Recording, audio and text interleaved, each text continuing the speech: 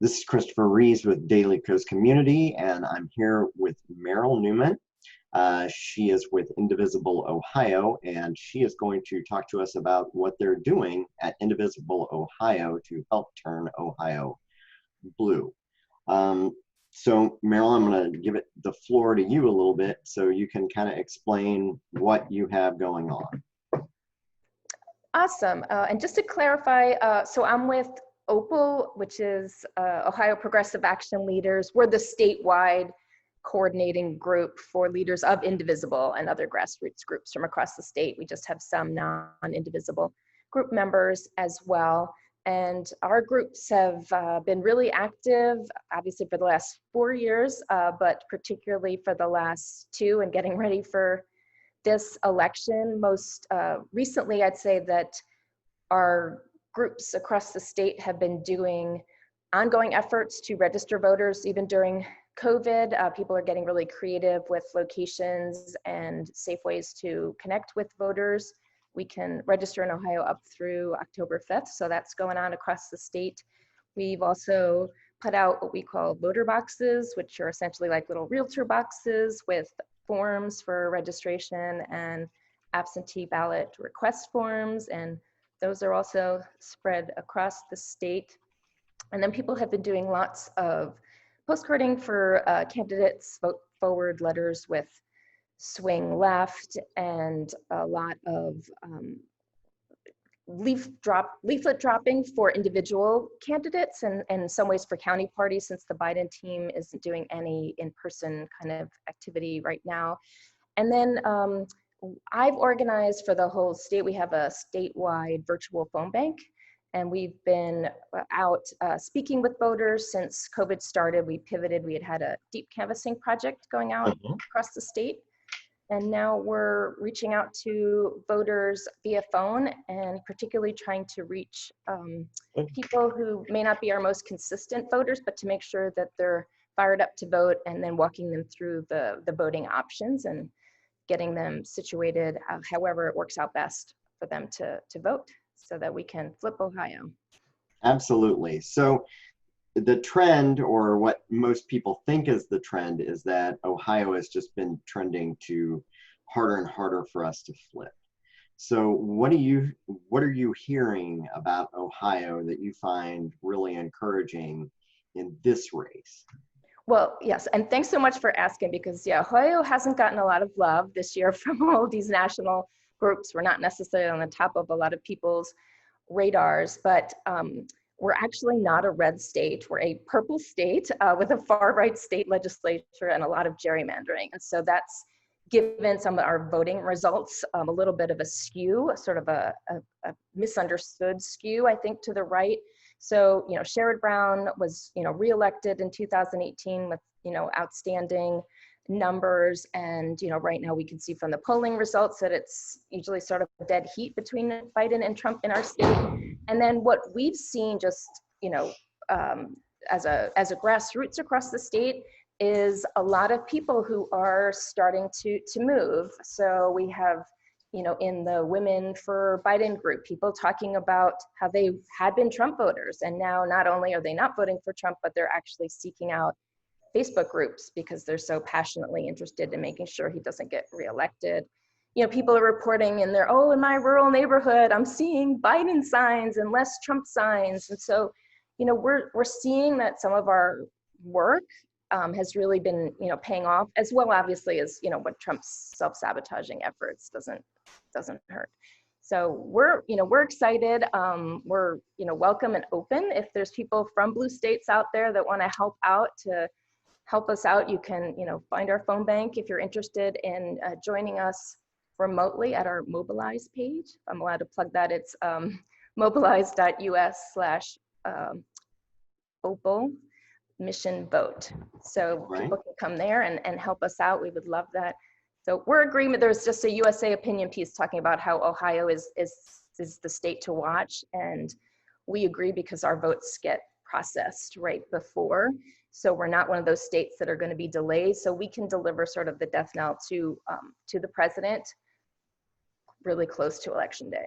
Couple different issues.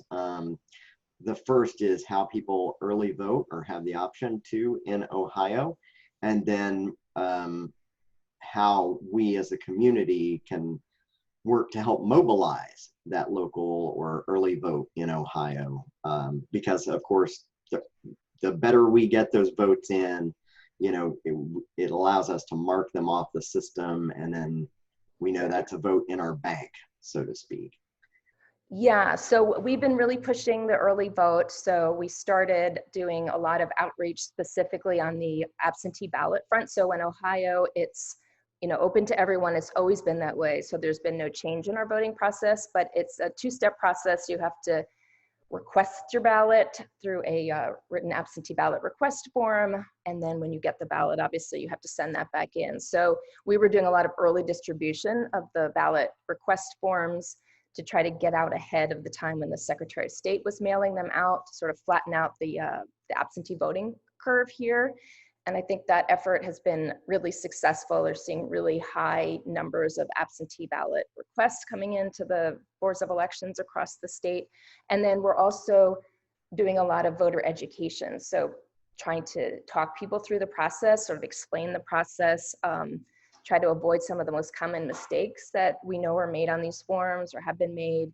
And we're also, you know, now encouraging the early vote in person option as well, which begins here October 6th. So we have an extended period. We're trying to sort of flip the scenario from, instead of looking at election day as the norm and everything else, sort of these odd, unusual options you may have, as sort of this period of voting, and election day is like like that's for the procrastinators, you know, that's the last day, it's the end. So get out there and vote at the beginning of the process instead. That happens in Ohio, what happens with that, so that we can make sure that's dead clear to anyone who sees it. Right, because as I said, it's a two-step process. So it's okay if you send in a request more than once for your absentee ballot.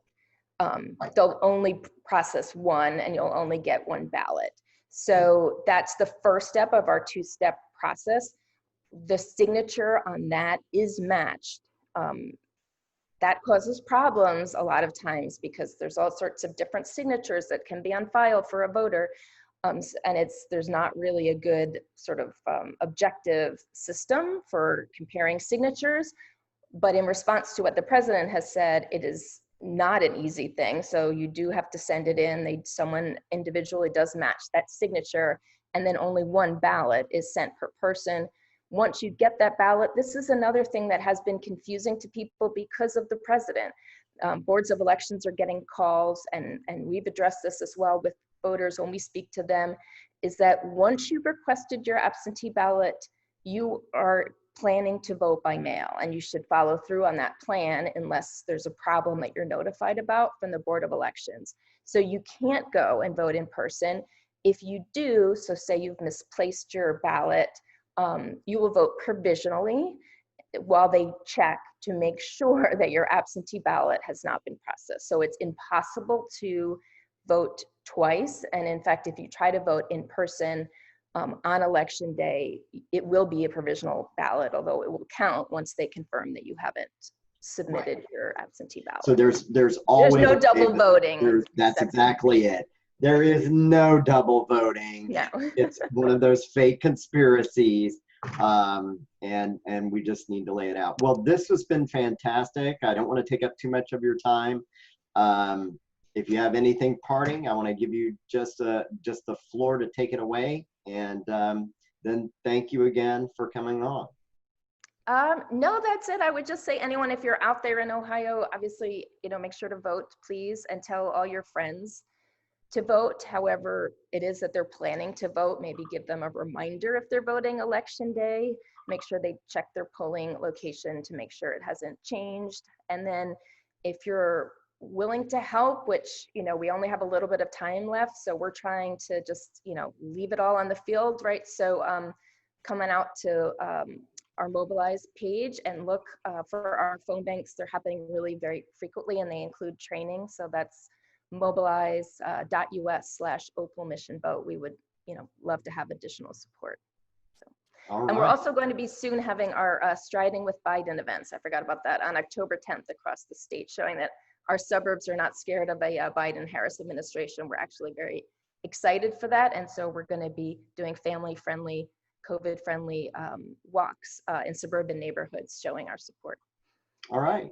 So for anyone who's, of course, we get lots of readers, all of the links to help Opal in Daly Coast, in this community from here who wants to help in Ohio, you can click on any of the links below, register at Mobilize for Opal, and help these people out, see if they can flip Ohio blue, because if Ohio went blue, that's the Done. ball. Game over. Yep. Yep.